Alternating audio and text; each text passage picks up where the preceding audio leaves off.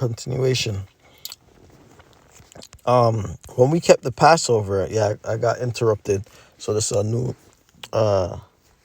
video. According to the video, just got interrupted. So when we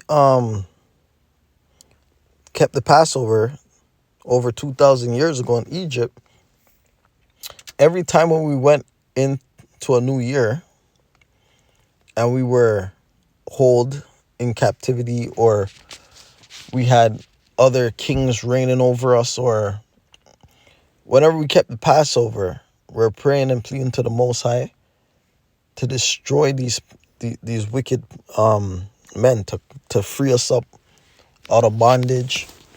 So the Most High would go to war, basically, during the Passover time.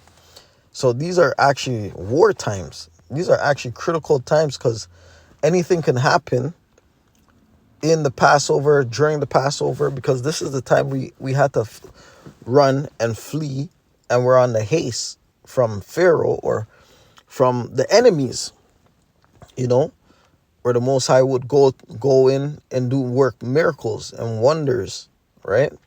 So these are this time we're living in is like a serious time around this month, which is the Passover time, which is the first month of the year,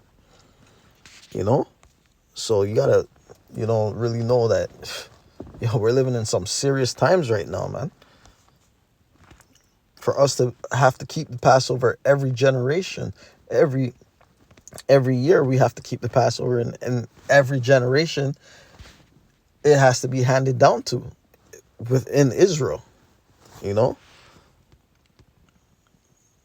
So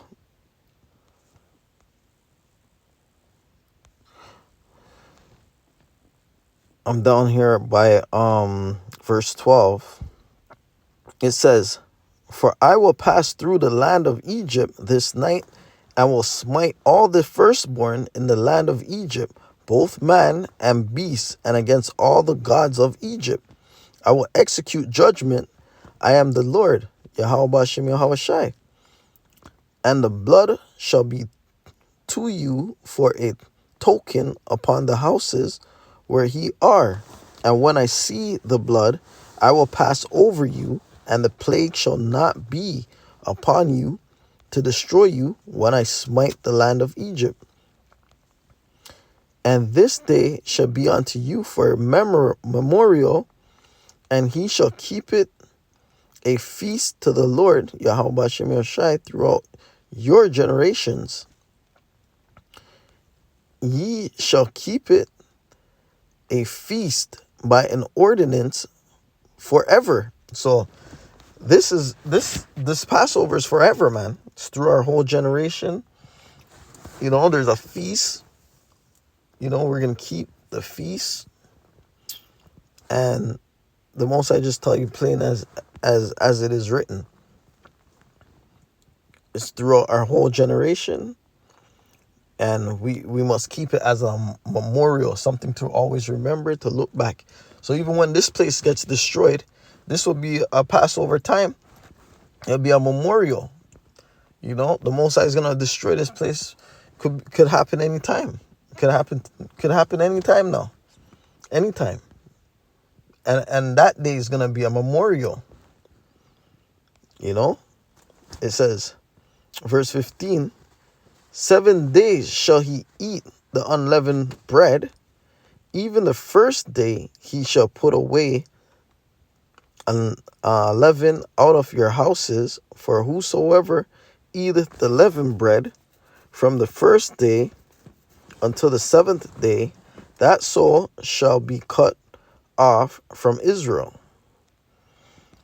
And in the first day there shall be an holy convocation,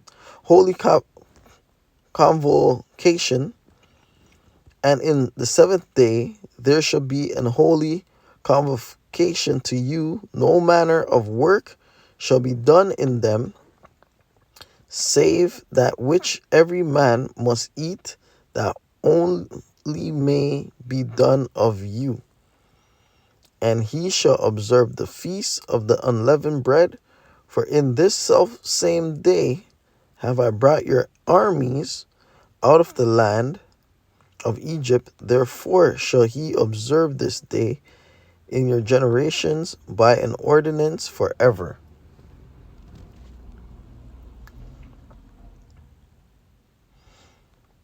In the first month, on the 14th day of the month at evening, he shall eat unleavened bread until 1 and 20th day of the month at evening. 7 days shall there be no leaven found in your houses, for whosoever eateth that which is leavened, even that soul must be cut off from the congregation of Israel, whether he be a stranger or born in the land. He shall eat nothing leavened.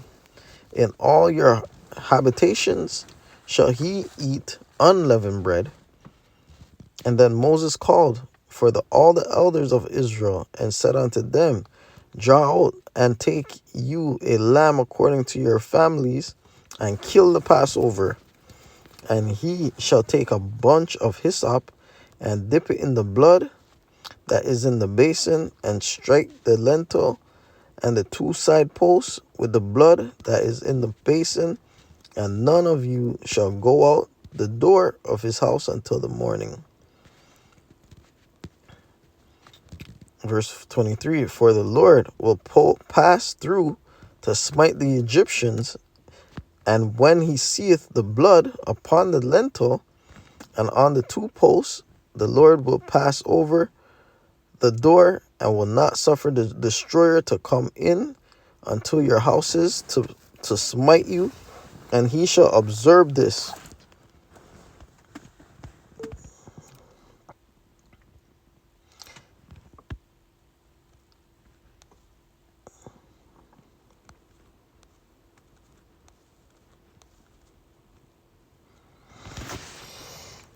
Yeah. And it says, and he shall observe this thing for an ordinance to thee and to thy sons forever. And it shall come to pass when he be come to the land which the Lord Yahweh Shem Shai will give you, according as he has promised, that he shall keep the service. And it shall come to pass when your children shall say unto you, What mean he by this service? That he shall say, It is the sacrifice of the Lord's Passover. Yahweh Shem Shai, who passed over the houses of the of the children of Israel in Egypt, when he smote the Egyptians and delivered our houses, and the people bowed the head and worshipped. And the children of Israel went away and did as the Lord had commanded Moses and Aaron, so did they. Right?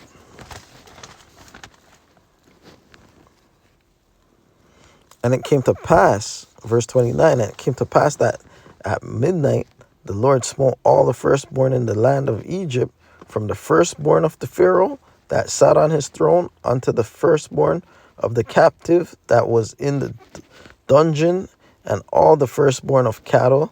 And Pharaoh rose up in the night, and he and all his servants and all the Egyptians. And there was a great cry in Egypt, for there was not a house where there was not one dead. And he called for Moses and Aaron by night, and said, Rise up and get you forth from among my people, both he and the children of Israel, and go serve the Lord Yahweh Shem Shai, as he hath said. Also take your flocks and your herds, as he hath said, and be gone, and bless me. All right?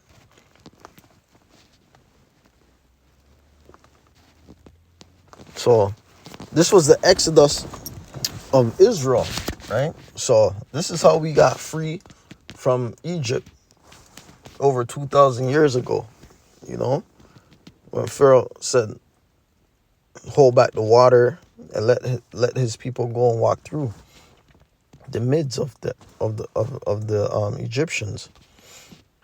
You know, I just want to bring on the next scripture. Let's go to Leviticus.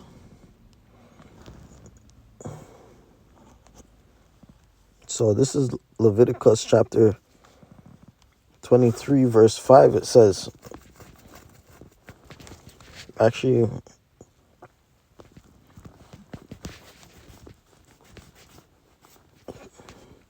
yeah, it says, in the 14th day of the first month at the evening is the Lord's Passover, right? And this is a law, right? This is one of the laws.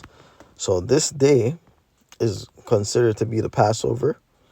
So we have to keep it because we are the Most High's children, yeah, the 1/3, and his elect, the other people who are of Israel, are wicked Israelites, are wicked Israel. They're gonna get put to death because they need it, and the Most High is not dealing with them because they're basically a stumbling block onto the Most High's words. They don't know the knowledge and they don't want to know the knowledge. So the Most High said, "What the hell with you, man? He doesn't need you. You can die and come back, man." You know. Verse 6, it says, "And on the 15th day of the same month is the feast of the unleavened bread unto the Lord Yahweh Shem Shai. 7 days he must eat the unleavened bread. In the first day he shall have an holy convocation. He shall do no servile work therein." So you shouldn't work. Your woman shouldn't work. Your household should be at rest, should be at ease. You shouldn't be not stressed, you know.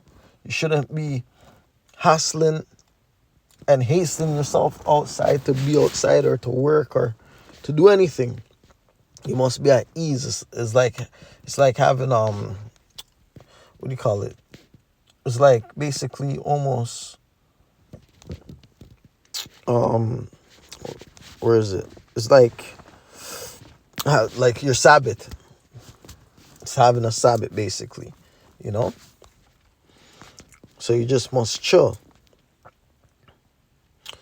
So it says, verse 8, "But he shall offer an offering made by fire unto the Lord 7 days.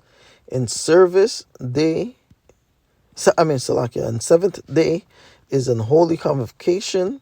He shall do not several work therein. And the Lord Yahweh Shem Shai spake unto Moses, saying, Speak unto the children of Israel, and say unto them, when he be coming to the land which I give unto you, and shall reap the harvest thereof, then he shall bring a sheaf of the first fruits of your harvest unto the priest." Well, the point was already, I read it already, you know, and that's what we should be doing as a nation of Israel. Keeping the Passover. We had a beautiful Passover. We kept it well, and it was great. You know, it's basically coming into the new year. That is our new year. Having the Passover is the new year, where it's the first month of the year. So we know it's the new year. You know.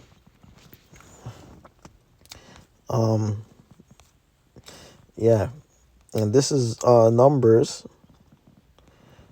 I'm gonna jump at Numbers. I read from 2. I read from 1. It says, Numbers 9 verse 1. It says, "And the Lord Yahweh Shem Shai spake unto Moses in the wilderness of Sinai in the first month of the second year after they were come out of the land of Egypt, saying, Let the children of Israel also keep the Passover at his appointed season." Right? "In the 14th day of this month at evening, ye shall keep it in his appointed season, according to all the rites of it, and according to all the ceremonies thereof shall he keep it. And Moses spake unto the children of Israel that they should keep the Passover, and they kept the Passover on the 14th day of the first month at even in the wilderness of Sinai, according to all that the Lord commanded Moses. So did the children of Israel. And there were certain men who were defiled by the dead. Okay, and that was it there. That was the point. So I'm just reading through, showing you the Most High is telling Israel to keep the Passover throughout all the generations. You're going to always hear about the Passover. You know, we have to keep it. We have to keep it holy. You know what I'm saying? And yeah, Most High ain't playing, man. This is a very serious time of the year. The Passover, this is the time when the Most High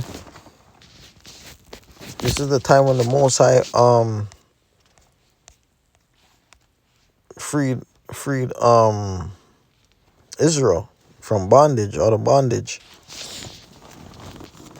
This is Numbers chapter 33 and 3. I'm just gonna get into some scriptures showing you the times that when we were in captivity, or we had what do you call it? These when we're being ruled by other nations, the Most High went to war for us around the Passover time. And this is one of the scriptures to bring it out. So I'm going to read from Numbers 33 and 1. It says, "These are the journeys of the children of Israel which went forth out of the land of Egypt with their armies under the hand of Moses and Aaron. And Moses wrote their goings out according to their journeys by the commandment of the Lord, Yahweh B'Shem Yahushai. And these are their journeys according to their goings out. And they departed from Ramses in the first month, on the 15th day of the first month, on the morrow after the Passover, the children of Israel went out with an high hand in the sight of all the Egyptians. For the Egyptians buried all their firstborn, which the Lord had smitten among them, upon their gods. Also the Lord Yahweh B'Shem Yahushai executed judgments. And the children of Israel removed from Ramses and pitched in Succoth. And they departed from Succoth and pitched in Ethlam, which is in the edge of the wilderness. And they removed from Ethlam and turned again into Fi Yareth, which is before Baal Zephon, and they pitched before Migdol,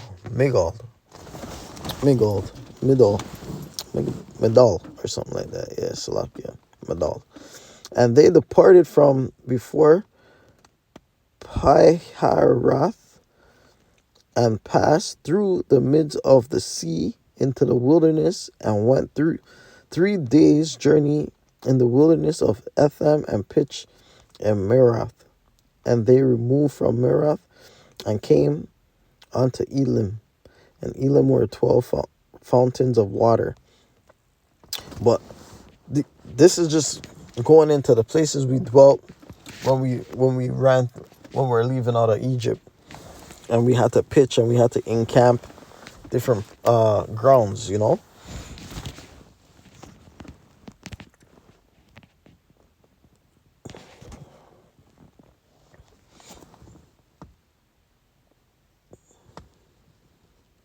So I'll jump to, this is Deuteronomy chapter 16 verse 1. It says, "Observe the month of Abib," so they call it Abib, "and keep the Passover unto the Lord, Yahweh B'Shem Yahushai. For in the month of Abib, the Lord thy power, Yahweh B'Shem Yahushai, brought thee forth out of Egypt by night. Thou shalt therefore sacrifice the Passover unto the Lord thy power, Yahweh Bashem Yahushai, of the flock and the herd in the place which the Lord shall choose to be placed his name thereof. There, right? And who's the ultimate sacrifice? Yahushai. Because Yahushai sacrificed himself for you. Right? So we can get this knowledge and we can learn and we can come back onto the Father, you know? So he asks our Heavenly Father to forgive us, man. You know? He died for our sins. The Most High died for our sins. He's the bread. His blood is the wine. You know? So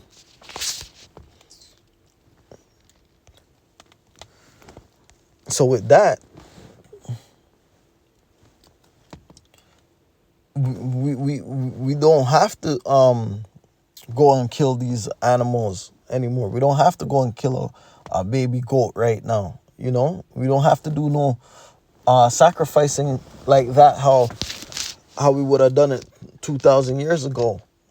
Well, we went and go get a goat from the backyard and come and kill it and sacrifice it and do all the sacrificing.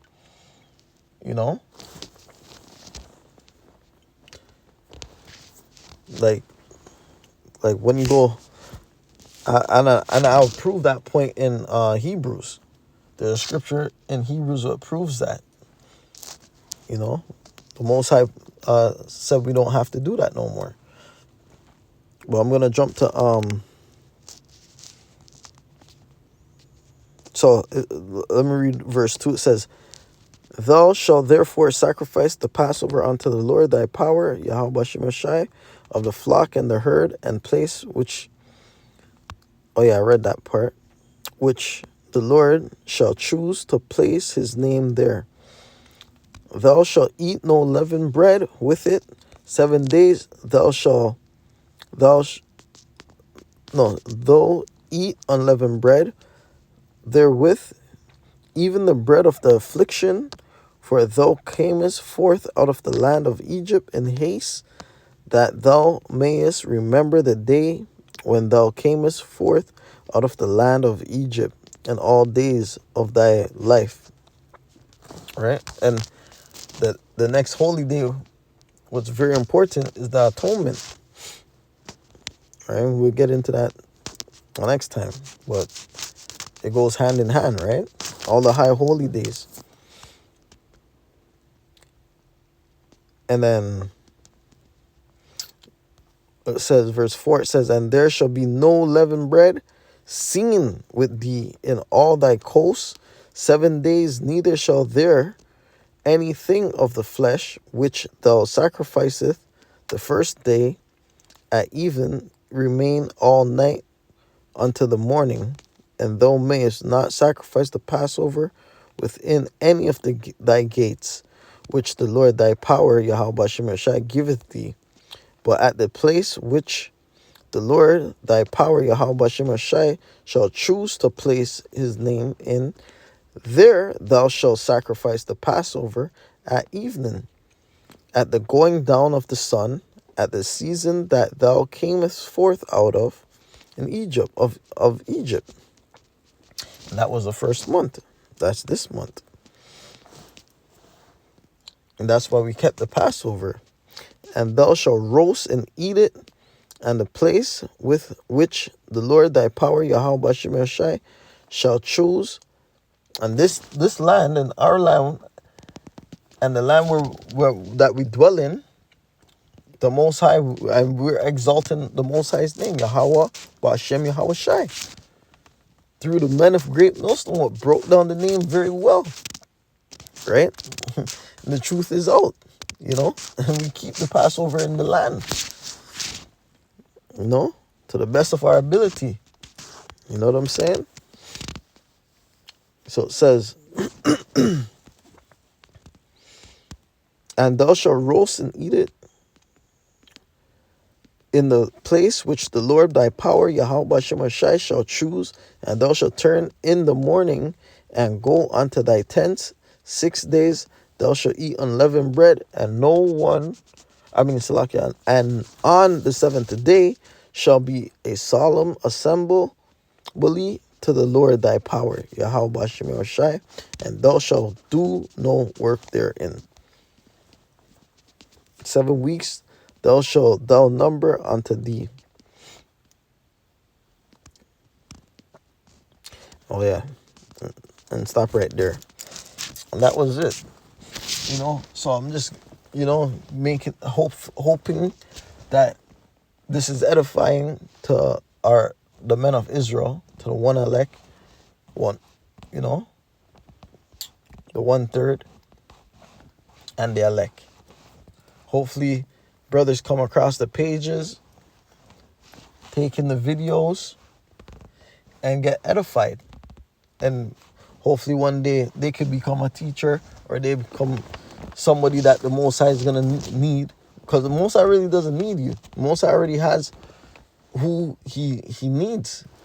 Which basically they're just wakening up to knowing their power, to knowing what strength they have, to knowing what God they serve, So the Most High he already knows who's going to wake up already. He already knows who's going to get the knowledge. He's just waiting for the time for them to wake up, which they're basically woken. Most of them is already woken up, right? It's just to rehearse and keep, because when everybody's woken up, this place is going to be destroyed. And which meaning everyone waking up is the elect men, right? And the 1/3 of Israel, who's only going to be saved out of this place, man. Everything else is going to be destroyed by fire. Oh, I was going to bring on, earlier when I was talking about the Most High, Yahweh Shai, not the Most High, Yahweh Shai being the ultimate sacrifice. He was the ultimate sacrifice. That's in Hebrews.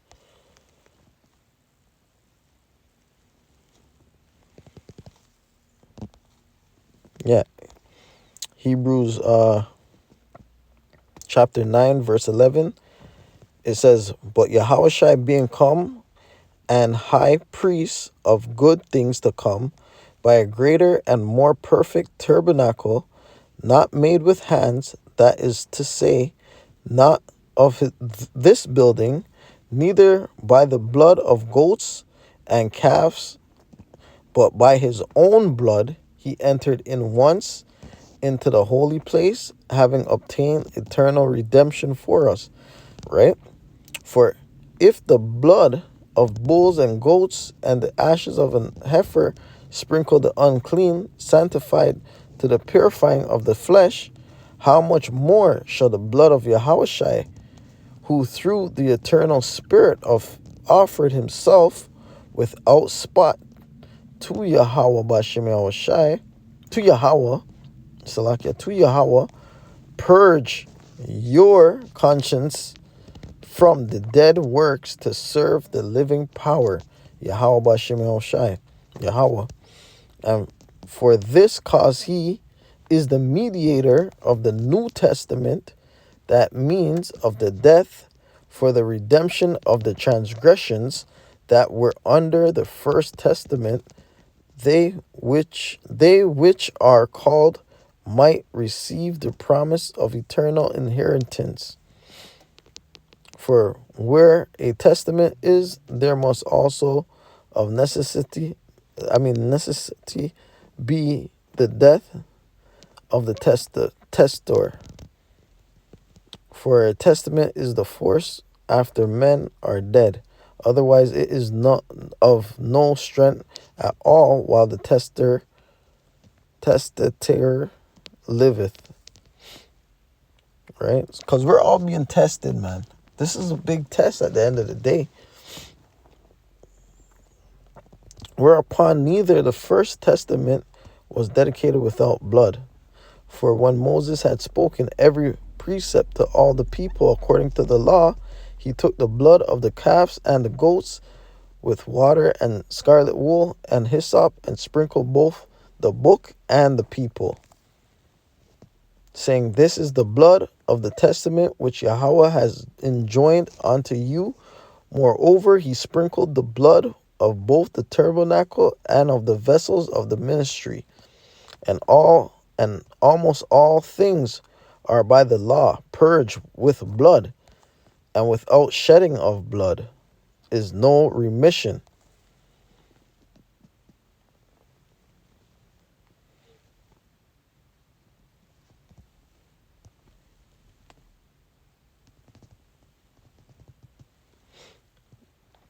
All right. It was therefore necessary that the patterns of things in the heavens should be purified with these, but the heavenly things themselves with better sacrifices than these. Right? So we're going to do better sacrifice in the heavens. We're going to be sacrificing better than what we do now. You know? There's better sacrifice. You know? For Yahushua is not entered into the holy place made with hands, which are the figures of the true, but into heaven itself, now to appear in the presence of Yahweh for us. That's right. Nor yet that he should offer himself often, as the high priest entered into the holy place every year with blood of others. For then must he often have suffered since the foundation of the world. But now once in the end of the world has he appeared to put away sin by the sacrifice of himself. So you see what I was saying? The Most High, Yahushua, he's the ultimate sacrifice. Right? So that's why you have to keep the Passover, man. You have to keep these holy high days. You have to keep the atonement. You have to keep Feast of First Fruits. You know, you have to do these things, man. You know, and there's more. Hanukkah, you know. You have to keep the holiness going, man. You know what I'm saying? This is all holy stuff. You got to keep it going. You got to put up the fight. It says, verse 27, and as it is appointed unto men once to die, but after this the judgment. So Yahushua was once offered to bear the sins of many, and unto them that look for him shall he appear the second time without sin unto salvation. All right. Yep. And that's what it is.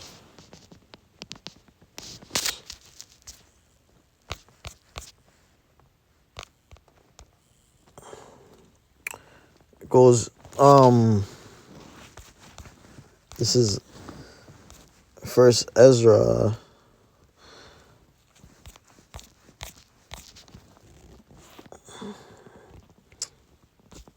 First Ezra 1 verse 6. I read from 1 and 1. It says, and Joseph held the feast. Josiah held the feast. Josiah held the feast of the Passover in Jerusalem unto his Lord, and offered the Passover the 14th day of the first month, having set the priests according to their daily courses, being arrayed in long garments in the temple of the Lord. And he spake unto the Levites, the holy ministers of Israel, that they should hallow themselves unto the Lord, Yahweh Hashem Yahshai, to set the holy ark of the Lord in the house that King Solomon, son of David, had built.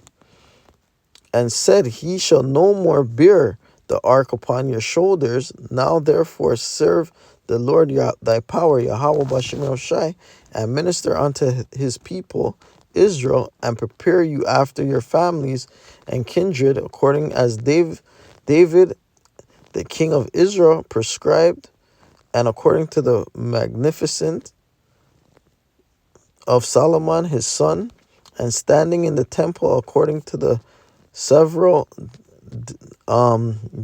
dignity of the families of you, the Levites, who ministered in the presence of your brethren, the children of Israel, and offer the Passover in order, and make ready the sacrifices for your brethren, and keep the Passover according to the commandment of the Lord, which was given unto Moses. All right? So, this is just showing you that we had to keep the Passover in all the generations. So even King David had to keep the Passover, right? King Solomon kept the Passover, you know? So this, like, there's no going around the thing. This is what it is. So we keep the Passover, you know? For some men, they're going to clubs, doing Passover, going into the club. You know, having Passover in a club, having Passover with a bunch of hooligans in their congregation, run up and down. You can't be doing that, man. That's unholy, you know?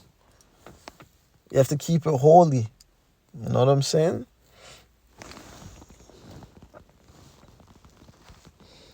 Yeah.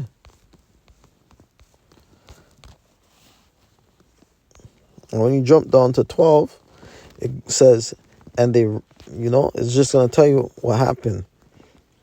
How they kept the Passover, you know? And that's what I'm saying. In every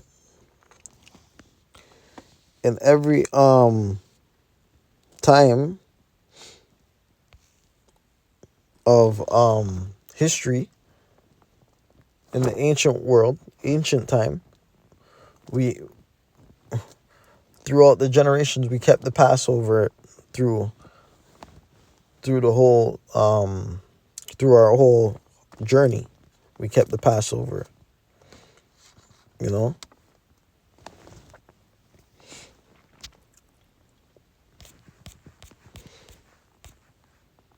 This is 7 verse 15.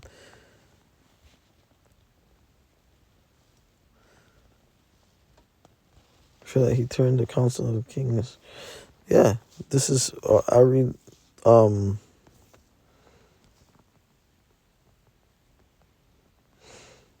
yeah, because every time when we kept the Passover, destruction happened right after.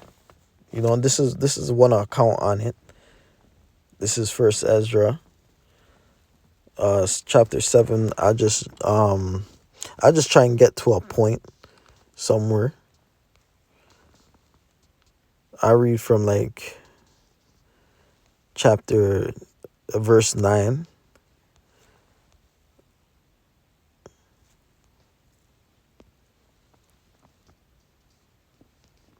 You know, I read from, yeah.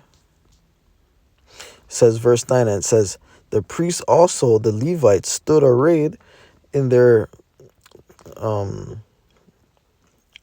testament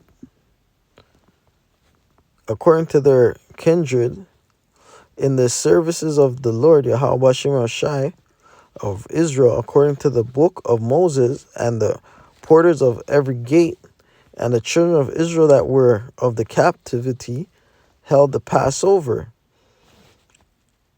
The 14th day of the first month. After that, the priests and the Levites were sanctified. They that were of the captivity were not all sanctified together, but the Levites were all sanctified together.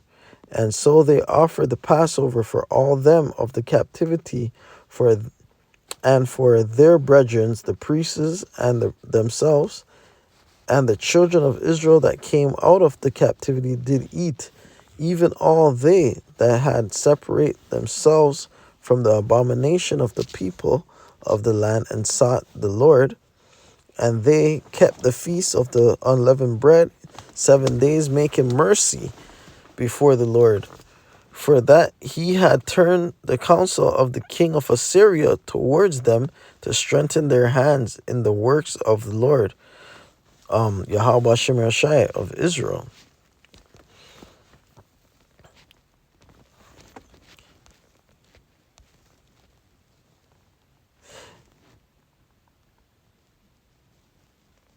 Right? And if you read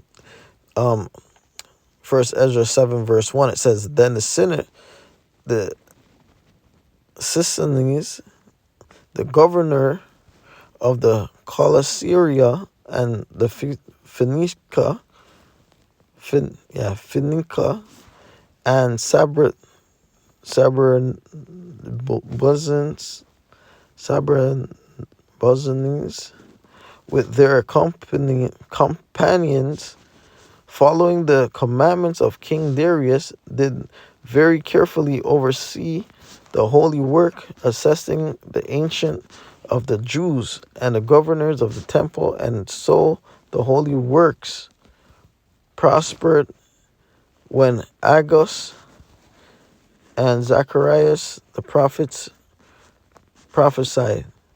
And they finished these things by the commandments of the Lord thy power, Yahweh Shem Shai of Israel, and their consent of Cyrus, Darius, and Artaxerxes, the king of Persia. And thus was the holy house finished in 20 days of the month of Adar, in the 60th year of the Darius king of the Persian. And children of Israel, priests of Levites, and other that were captivity that were added unto them, did according to the things written in the book of Moses. Yeah, this is just telling you when things got accomplished, things were getting done, right? You know, because when basically when these kings seen how the people of Israel started keeping up with their tradition, with their laws, and seeing the Most High working through them, working through how he always works through the people, how he uses people and he works through them. They see what was being done in the midst of Israel, you know. So back then we kept the law, we kept the Passover, you know. We kept the Passover, man. When you go into 2 Kings,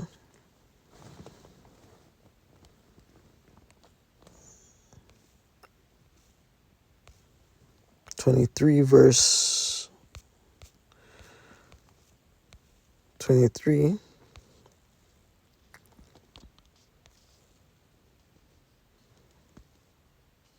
See, this says Passover reinstituted. This is 2 Kings 23 verse 21. It says, And the king commanded all the people, saying, Keep the Passover unto the Lord thy power, Yahweh Shem Shai, as it is written in the book of this covenant. Surely there was not holden such a Passover from the days of the judges that judge Israel, nor in the days of the kings of Israel, nor the kings of Judah, but in the 18th year of the king Josiah. That's what we're just reading in the Apocrypha, King Josiah, wherein this Passover was holden to the Lord Yahweh Shem Shai in Jerusalem. Moreover, the workers with the the familiar spirits and the wizards and the images and the idols and all the abominations that were spied in the land of Judah and in Jerusalem did Josiah put away, that he might perform the words of the law which were written in the book that Hilkiah the priest found in the house of the Lord. And like unto him was there no king before him that turned the Lord Yahweh Shemashai with all his heart and with all his soul and with all his might, according to all the law. Moses, neither after him arose there any like him.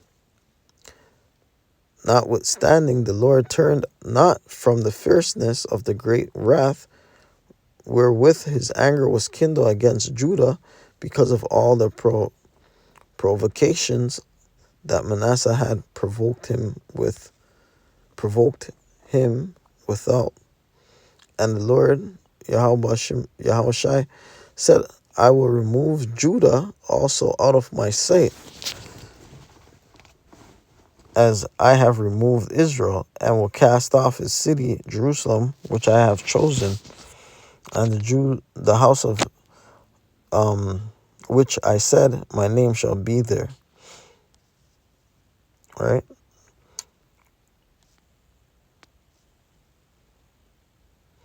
But yeah, man, it's just letting you, the scripture is just letting you know the Most High is dealing with Israel, and you must keep the laws, man. And the Passover just passed, and this is the time of the Passover. Anything could happen, you know. Lord will, you know, something happens where this place is going to get destroyed, and that he can send his mighty men to get us out of here, man. Because this place needs to get destroyed. Too much wickedness is going on. And it's like, you know, you're never safe, man. There's no safe. You cannot be safe here, you know. So, and with that, I just like to say, you know, peace to all the brothers pushing this word. You know what I'm saying? Because we only have peace within Israel. We only have peace within this word. There's no more peace out there, man. This is the only peace we have. This is our only comforter. This is our only rest right now. We don't have nothing else. We don't have nothing. So, you know, you have to come back onto the Most High. You know, hopefully, some brothers get woken up in these last days to come onto the Most High. Because that's the only way they're going to get salvation, man. You know? And that I want to close up. And I like to say,